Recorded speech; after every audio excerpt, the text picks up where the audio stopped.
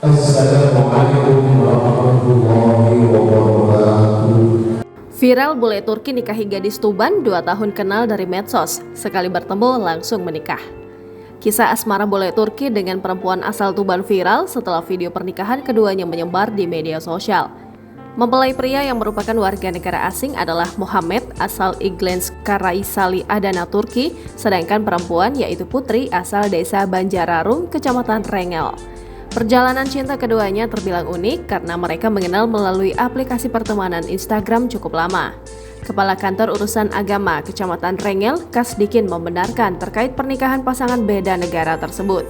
Pernikahan berlangsung di Masjid Banjararum Minggu 4 Maret 2023 yang dihadiri sejumlah kerabat.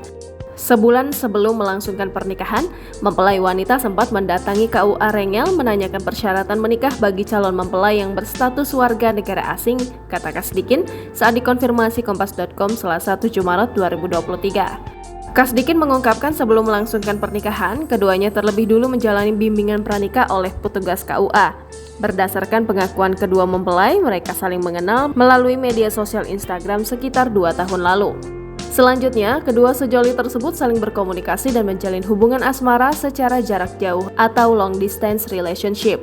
Setelah merasa ada kecocokan, akhirnya Muhammed memutuskan menemui Putri di Tuban untuk mengajaknya melangsungkan pernikahan. Kasdikin menceritakan pernikahan keduanya pun berlangsung sederhana.